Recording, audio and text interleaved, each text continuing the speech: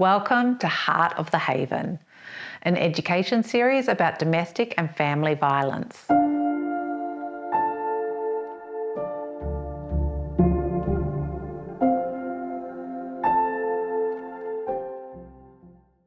I'm your host, Samantha Anderson, and today I'll be speaking with Sam Campbell, Executive Officer, Client Services from the Haven Nepean Women's Shelter.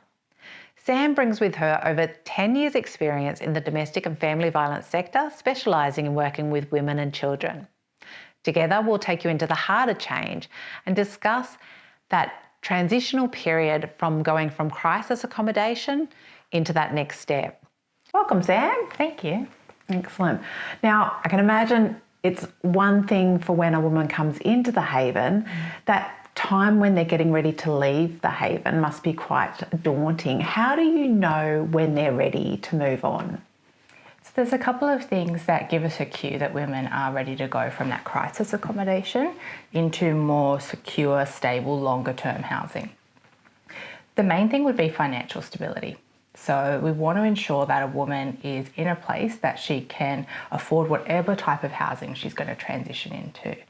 And there's a few different housing options that we go through with our clients. Our caseworkers are highly trained in housing options, and I'll unpack what might be the right option not only for her family type, but particularly for her financial situation. What we want to ensure is that we're not setting her up to fail a tenancy just because she can't afford it. One of the other key factors is that we can see she's reduced some of that self-blame and still connecting quite closely with the perpetrator in terms of that psychological abuse and the ongoing impact of that is one of the risk factors we know that when she moves into independent living might make her more likely to return to the relationship. So we want to work on reducing some of that psychological attachment that she has to him by building that emotional and psychological safety.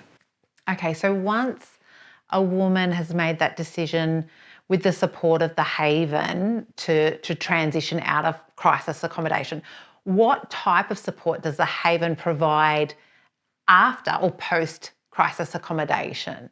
Is there support post-crisis accommodation? Yeah, so the biggest thing we provide is post-separation domestic and family violence support and support to sustain a tenancy. So that post-separation domestic violence support looks like court support, family law advice, so connecting them up or referring them to a service where they can get a family law solicitor involved. They may have property settlement, divorce, child custody arrangements to sort through. And often those things can take 1 to 2 years after leaving our service. So our outreach support is not timed at all. It can go for as long as a woman needs. She can stop needing it for a little while and then pick up the phone 6 months, a year later and reach out again if that's what she needs. The second part is that sustaining a tenancy, and so a big part of that is education and employment opportunities. So a big part of our role in outreach is to ensure that she's got access to different traineeships, reducing barriers to study requirements and making sure she's well resourced or can afford or fund the course fees that she might need to build her education to be able to enter different types of employment. And then just the real practicalities of supporting a tenancy. So what happens if you're behind on the rent? How do you advocate for yourself in that circumstance? How do you maintain bills and pay bills? How do you maintain a home to a level that a landlord is going to need that, whether it's through social, community or private housing? Yeah. We also do lots of really fun things in outreach too. So we do a picnic every school holidays where any family that's ever been through the Haven is all invited to the picnic. And it's a real opportunity for families to connect again. They may have spent some time together in the shelter. And we do some group work as well that is particularly focused on post-separation recovery. I love that. One thing I hadn't really thought about a lot of was, you know, when someone comes into the Haven, we're thinking, okay, the abuse has stopped because they've left that partner. But obviously, if they've got shared custody with the child, they still have to have some sort of relationship with that person. So what types of abuse do women experience post-separation? Yeah, so what we find is that the power and control actually shifts. So there is a tool that we use called the Duluth Power and Control Wheel, and there's actually a version for domestic and family violence, particularly intimate partner violence. There's a whole different version for post-separation. Because what we do know of the behaviours of the abusive person is that when we increase physical safety through that separation and bringing women and children in with us or going into their own separate housing, that it means his points of access for abuse are considerably reduced. That's great, we want safety, that's really important. But what we do know is the access points he may still have is power control over children and power control over finances. So things like withholding child support payments, delaying property settlement, not agreeing to kids' schooling arrangements or unenrolling children from school intentionally. There's a whole host of different behaviours that we know occur.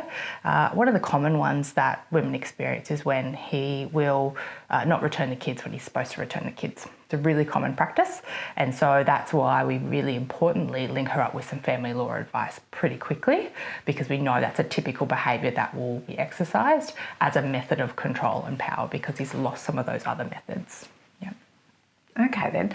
And then how do you set them up to navigate that post-separation, and sort of what are some of the challenges during that period? Yeah, so what we really want to do is resource her with a team in the community. So when she's with us at the Haven, she's got a caseworker and her children will have a caseworker, and so we're an in-house support service. Once she moves to outreach, she'll have access to us, but what we want to do is really embed her in community supports. So know where her local counsellors are, or victim services counsellors are really good options so that she's got that emotional, psychological support. Knowing the tenancy advice services, if she is needing some support around that, linking her up with family law advice and having a solicitor in place if that's what she needs, having a family support service that can help her and the kids rebuild and connect post-separation. Some of those things we offer in service, but we want to make sure that when she moves into that independent, stable, secure housing, that she knows those points in community where she can access that separate from us. That gives her that independence and freedom that as the abuse changes, because it doesn't end, unfortunately, it just changes and her and the children's safety increase. But as that changes, it means she knows the point she can connect to get that support when and if she needs it. Thank you for your time again, Sam. It has been enlightening as usual. If you or someone you know needs support, please visit our website, www.thehaven.org.au. If you visit our contact page, there is a list of services there where you can get support, including the Haven itself. Thank you for watching Heart of the Haven.